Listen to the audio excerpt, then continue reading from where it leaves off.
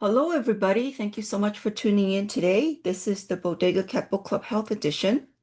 And today we're continuing our reading of Your Body's Many Cries for Water by I'll call him Dr. B, because I don't know how to pronounce his name. He's got the word Batman in it, which is pretty cool, I think. Okay, so Dr. B. The subtitle is You're Not Sick, You're Thirsty. Don't treat thirst with medication. Okay. All right. Well, we hope you're enjoying the chapters so far. This is a new book that we started last week. And today we'll be reading chapter 2, and this will be part 1. I'm just going to move the camera in a little bit so you guys can see.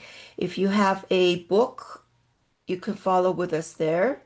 If not, you can follow with us here on the camera. And since you're here, check out our other book clubs. We have the spiritual book clubs on Mondays and financial book clubs on Thursdays. And of course, we have the health book clubs on Wednesdays. And also check out our website. We have a monthly newsletter that we put out. So sign up for that so you can follow us and, you know, find out what we're doing and our progress and stuff like that. We also have podcasts that we put out once in a while, interviewing interesting people. Um, Follow us on YouTube and check out our merch as well. And if you're local in the Los Angeles area, or if you're visiting, come visit us in person in our healing center. We use scalar technologies based on Nikola Tesla's research for holistic healing for animals and humans. So check it all out on our website. Okay, let's do it. Chapter 2, The New Paradigm. A scientific truth is not usually presented in a way to convince its opponents. Rather, they die off, and a rising generation is familiarized with the truth from the start. Max Planck. The new scientific truth and level of thinking about the human body that will empower people to become practitioners of preventive medicine for themselves is as follows. It is the solvent, the water content, that regulates all functions of the body, including the activity of all the solutes, the solids that are dissolved in it.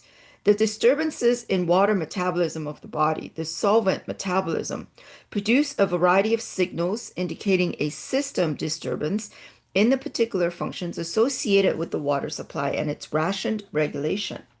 Let me repeat, every function of the body is monitored and pegged to the efficient flow of water.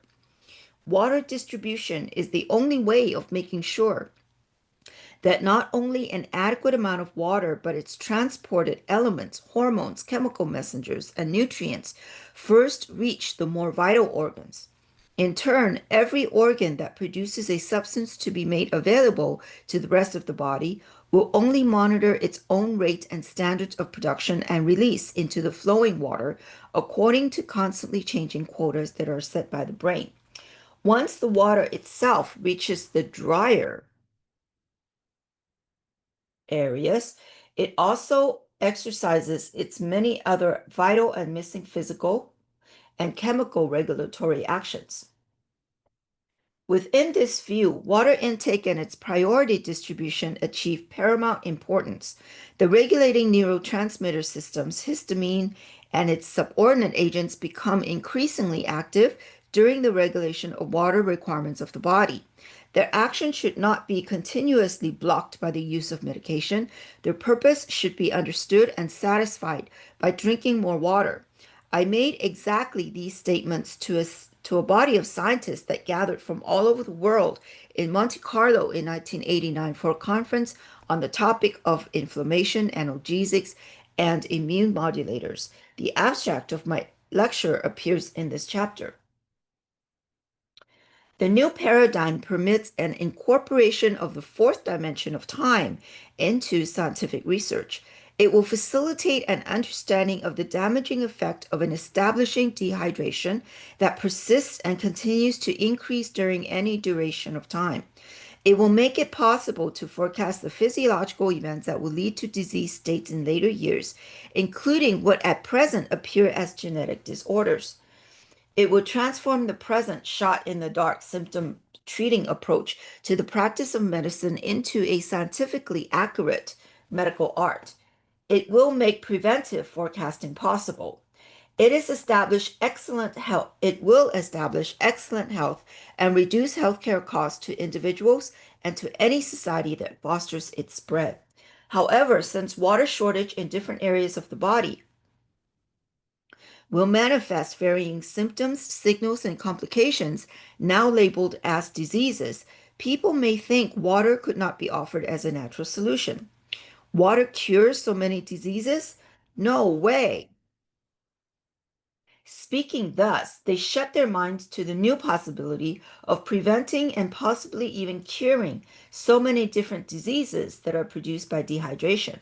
It does not occur to them that the only remedy for conditions that come about when the body begins to get dehydrated is water and nothing else. A number of sample testimonials are published in different sections of this book to open the eyes of skeptics to the fact that the greatest health discovery of all time is that water is a natural medication for a variety of health conditions. Water regulation at different stages of life. There are basically three stages to water regulation of the body in the different phases of life. One, the stage of life of a fetus in the uterus of a mother, left of B in figure 1. Two, the phase of growth until full height and width is achieved, approximately between the ages 18 to 25. Three, the phase of life from fully grown to the demise of the person. During the intrauterine stage of cell expansion, water for cell growth of the child has to be provided by the mother. However, the transmitter system for water intake seems to be produced by the fetal tissue, but registers its effect on the mother. The very first indicator for water needs of the fetus and the mother seems to be morning sickness during the early phase of pregnancy. Morning sickness is a Morning sickness is a thirst signal for both the fetus and the mother. Ah, that's interesting. Never thought of that, morning sickness as a thirst indicator for both the mother and the child. Okay, so here's a chart.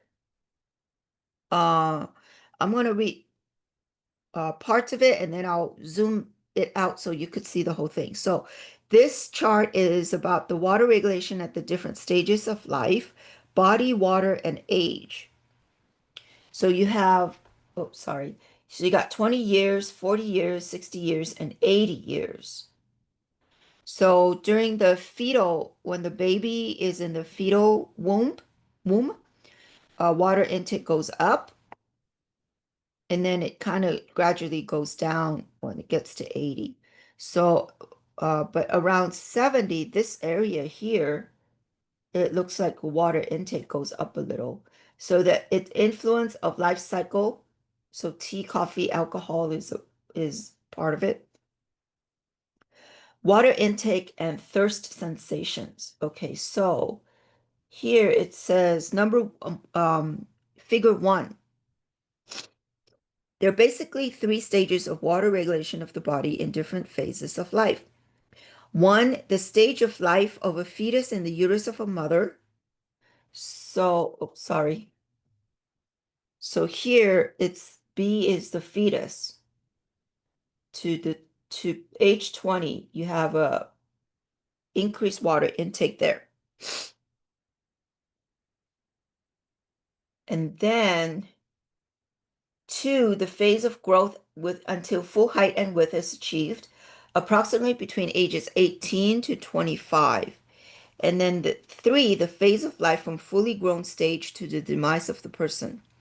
During the intrauterine stage of cell expansion, water for cell growth of the child has to be provided by the mother. Okay, so oh, well, I guess the full chart, oops, sorry, the other way, Christina. Okay, so the full chart is like this, a little bit more, So I'll leave that there for a couple seconds for you to look at. Hmm.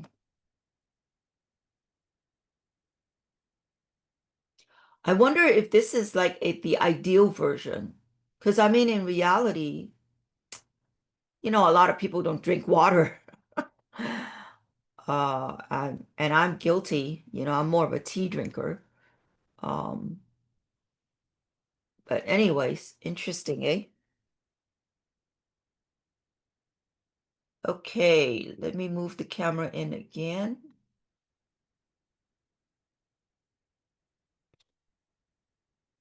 All right. It should be thoroughly understood. It is now becoming obvious that because of a gradually failing thirst sensation, our bodies become chronically and increasingly dehydrated from early childhood. Well, I guess that answers my question about the chart, isn't it? Because, like I said, a lot of people don't drink a lot of water. Probably majority of the people. Even the water that they drink is not, excuse me, healthy. Like water bottles, if you do test on them, it's very acidic. Some of them, the majority of them. Anyways, with increase in age, the water content of the cells of the body decreases to the point that the ratio of the volume of body water that is inside the cells to that which is outside the cells changes from 1.1 to almost zero point 0.8. See figure 2. And we'll look at that in just a minute. This is a very drastic change. Since the water we drink provides for the cell function and volume requirements, the decrease in our daily water intake affects the efficiency of cell activity.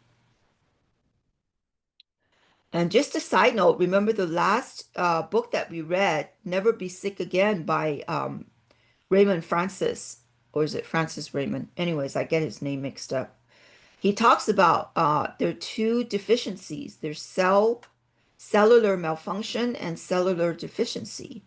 And so water intake would be part of it, isn't it?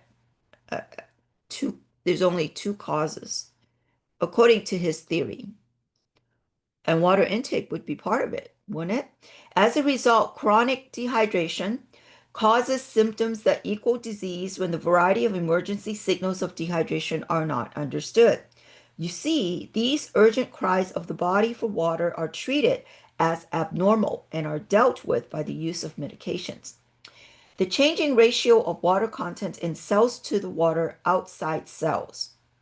So figure 2, a gradual and steady loss of sensitivity of thirst sensation and inefficient water intake will alter the ratio of the amount of water held inside all the cells to the volume of water held outside the cells of the body. The water we drink will keep the cell volume balanced, and the salt we take will maintain the volume of water that is held outside the cells and in circulation. So it sounds like there has to be a balance between salt and water. And in mainstream media, there's a lot of, just a side note, in mainstream media, there's a lot of bashing, if I could say. I don't know what's the word for it, about salt. Like salt is bad, salt is bad. Salt is not bad. You have to have a certain balance to it because salt is one of the main nutrients of the body that's, the body needs, right? So I think anything the mainstream media says, you have to take it with a grain of salt, a big, big grain of salt, because they don't tell you everything. And a lot of times they do the extreme, like salt is bad, and they keep hammering that point, salt is bad, but it's not. You have to look at it in context. You have to look at it um, from an educational standpoint, understanding how salt works or any of the nutrients that they talk about. Same thing with the positive, like they talk about, oh, turmeric's good. You got to take turmeric. Well, that depends. Like for me, for example, I have a very fiery disposition. Taking turmeric is probably not a good idea. And to take turmeric every day is probably not a good idea. But that's my individual condition, right? Some people might need to take more turmeric than whatever is recommended. So it kind of depends. You have to look at it in a whole picture kind of way. Anyways, that's just a little side note there. Hmm. All right. The human body can become dehydrated even when abundant water is readily available. Humans seem to lose the thirst sensation and the critical perception of needing water. Not recognizing their water need, they become gradually, increasingly, and chronically dehydrated as they age. See figures 1 and 2. Further confusion lies in the idea that when we're thirsty, we can substitute tea, coffee, or alcohol containing beverages. This is a common error. Yeah, I know better, but I'm guilty. Guilty as charged. A dry mouth is a very last sign of dehydration. The body can suffer from dehydration even when the mouth is fairly moist. Still worst, in the elderly, the mouth can be seen to be obviously dry, yet thirst may not be acknowledged and satisfied. Water has other important properties. Scientific research shows that water has many other properties besides being a solvent and a means of transport. Not having paid attention to the other properties of water in the regulation of different functions in the body has produced the pitiful confusions that are the infrastructure of our so-called science-based modern medicine. Water has two classic roles in all living matter: life-giving properties and life-sustaining properties. Some life-giving properties of water. Water has a firmly established and essential hydrolytic role in all aspects of body metabolism. Water-dependent chemical reactions, hydrolysis. The property of water drives all chemical reactions that create life. Water is a source of energy for the creation of life. Below is the formula for energy enhancement. Take a look at the numbers that represent the energy levels before and after hydrolysis. 600 units of energy become over 5,000 units so that life can move on into the space of time and go forward. Okay, so we're kind of going into the science geeky area here for those of you science geeks outside. I know I'm not probably not going to understand what this is, but I'm going to try and read it, okay? Water is the primary source of energy. So, mgat to the power of P2, and I'm probably reading this all wrong, but I'm going to try and read it for those who, I don't know, those who doesn't have the camera to look at it. I guess you guys will have to get the book to see it. Okay, so Mg, what's that, magnesium? ATP2. Oh, okay. 600 plus H2O water equals ADP to the power of 3 minus, which is 1500, divided by ADPH to the power of 2, which is 600, plus Mg, I assume that's magnesium, right? 2 to the power of 2 plus, which is 998, H, divided by H, hydrogen, which is 100, which is 1,168, plus H2PO4 minus, which is 318, divided by HPO4 to the power of 2 minus, one, which is 1,251. And my apologies to all the science geek out there. I know I'm probably reading it wrong, but I'm not a scientist. It's been like 30 years since I've taken any kind of chemistry or physics or science, so I have no clue what I just said, what I just read. But the conclusion is the units of energy are measured in kilojoules, which is the energy required to raise the temperature of 1 pound of water through 1 F, was it 1 Fahrenheit? I don't know what that means with an asterisk, equals 1 joule. Okay, you science geek out there, you guys can have at it and break it down. If any of you can explain this in layman's term, like like I'm a 5-year-old, that would be terrific. Okay, otherwise, maybe I've done my job. I don't know. Okay. All right, onward. At the cell membrane, the osmotic flow of water through the membrane can also generate hydroelectric energy, which is voltage gradient that is stored in the energy pools in the form of adenosine triphosphate, which is ADP, the guanosine triphosphate, GTP, two vital cell battery systems used for elemental cation or cation. How do you pronounce that? I have no idea. I don't remember. Exchanges, particularly in neurotransmission. ATP and GTP are chemical sources of energy in the body. The energy generated by water helps manufacture ATP and GTP. This property of water makes it possible for life to blossom and become animated. Water also forms a particular structure or pattern that seems to be employed as the adhesive material in the bondage of the cell architecture. Like glue, it sticks the solid structures in the cell membrane together. It develops the stickiness of ice at higher body temperatures. The property of water makes it possible for life to regenerate itself on the DNA assembly line in a series of protected and walled environments, thoroughly protected environments within other environments. Some self-sustaining properties of water. Water is a solvent. Water is a means of transport. Water is a packing material.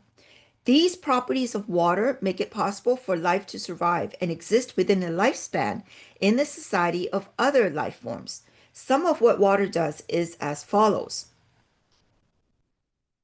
The proteins and the enzymes of the body function are more efficiently in solutions of lower viscosity.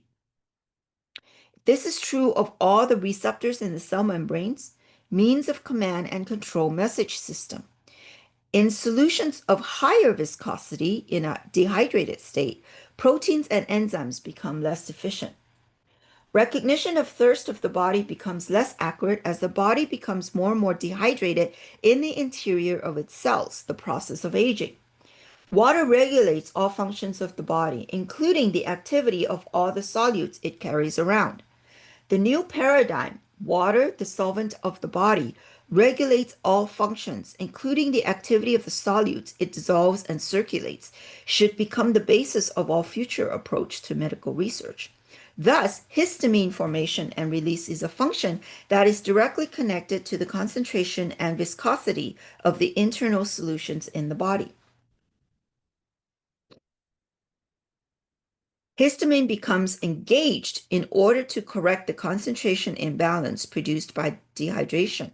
One of the most vital responsibilities of histamine in maintaining concentration balance is exercised in the central nervous system and its vast network of nerves and their distribution throughout the body. Wow. Hey, that was very interesting. That he really makes a good point about the importance of water. And we really don't drink enough water. I know I don't. I'm certainly guilty of that. I'm more of a tea drinker. I love my tea, especially black tea, which probably isn't good. But anyways, there's always room for improvement, isn't it? You take one little area and improve on that. Work on it for a week. They say it takes 21 days to break a bad habit or to create a new habit, right? So do it for a month. You know, it's simple things like I will drink 5 glasses of water a day, right? in August or the rest of August. Something simple like that, and then do a journal. Anyways, food for thought. Okay, I hope you enjoyed that. And we'll continue next time with part two. And in the meantime, I hope you guys all have a great day. And like I said, check out all our other book clubs, sign up for our newsletters, check out our podcasts, merch and YouTube, and come visit us in our healing center when you get a chance when you're in the area. In the meantime, have a great day, and I hope you guys all have a great week, and I'll see you next time. Okay, bye bye now.